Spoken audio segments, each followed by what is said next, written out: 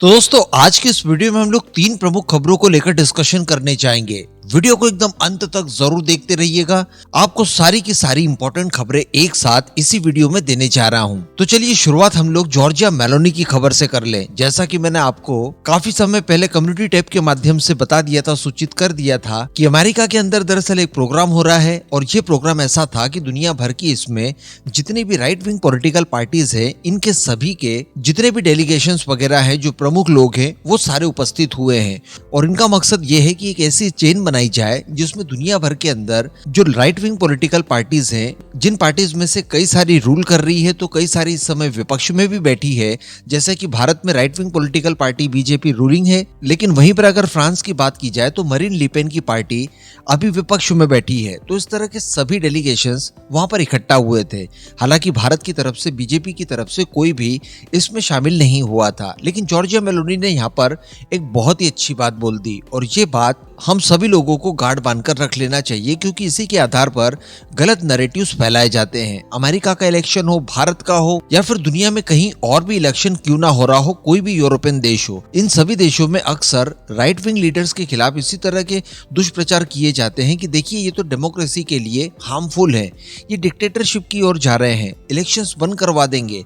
And इस तरह की कई सारी चीजें ये लोग इकट्ठा करते हैं। और इनकी मदद के लिए भी जो तमाम लेफ्ट विंग पार्टीज है दुनिया भर की, इनकी आपस में अच्छी खासी गुडविल है, तो ये एक दूसरे को मदद भी करते हैं। लेकिन राइट विंग की अगर बात की जाए तो इनको बाहरी मदद वगैरह बिल्कुल भी नहीं मिल पाती है। लेकिन ये एक अच्छी पहल है कि जहां पर अब राइट विंग पॉलिटिकल पार्टीज भी अपना आपस में गठबंधन बना रही है वैश्विक स्तर पर, जिसमें जॉर्जिया मेलोनी द्वारा स्पष्ट शब्दों में ये कह दिया कि देखिए इन वामपंथियों का दोगलापन आप देख सकते हैं। अगर आप बात करें मोदी की, अगर आप बात करें ट्रम्प की, या फिर आप बात करें मेलोनी की, तो इन्हें ये लोग लोकतंत्र के लिए खतरा घोषित कर देते हैं।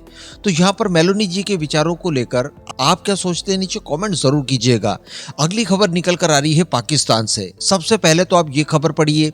ये वर्ष 2022 में बीबीसी न्यूज की तरफ से छापा गया एक आर्टिकल है। इन्हें कितनी खुशी हो रही थी कि देखिए भारत की आपत्तियों के बावजूद अमेरिका की तरफ से F-16 के लिए अपग्रेड पैकेज और कुछ धनराशि आवंटित की है जो बाइडेन एडमिनिस्ट्रेशन ने। एक्चुअली हम सभी लोग जानते हैं कि उस समय इन्होंने इमरान खान वगैरह को भगाने के लिए इन्हें इनाम के तौर पर F-16 का अपग्रेड पैकेज और ये सारी कुछ चीजें दी थी।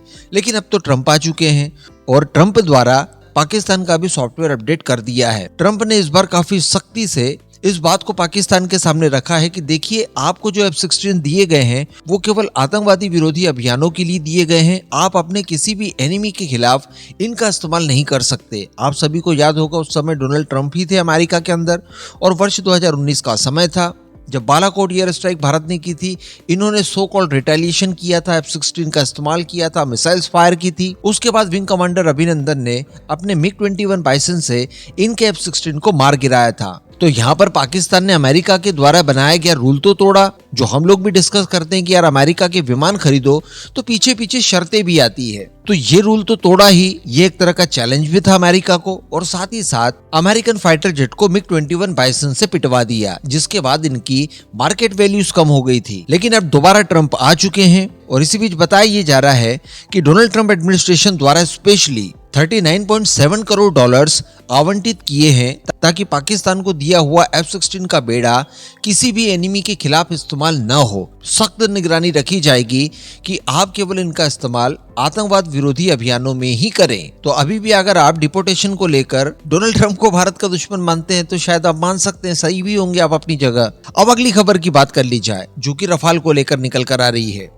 एक्चुअली रफाल M को लेकर, जो कि भारतीय नौसेना की इनिशियल रिक्वायरमेंट को फुलफिल करने के लिए हम लोग फ्रांस से खरीदने जा रहे हैं। तो IDIRW की तरफ से रिसेंटली खबर निकल कर आई है और उन्होंने इस बात की पुष्टि की है कि भारत और फ्रांस के बीच में रफाल M को लेकर जो बातचीत शुरू की गई थी वो सफलतापूर्वक पूरी हो चुकी है। यानी यहाँ पर सारे नेगोशिएशंस के साथ साथ डील को अनऑफिशियली फिक्स कर दिया गया है। इसमें बताया ये जा रहा है कि कुल $7 बिलियन की ये डील होने जा रही है। पिछली बार $8.7 बिलियन की थी और 36 विमान इसके चलते खरीदे थे। इस बार $7 बिलियन की डील में 26 नौसेना के इस्तेमाल के लिए रफाल M भारत द्वारा खरीदे जा रहे हैं।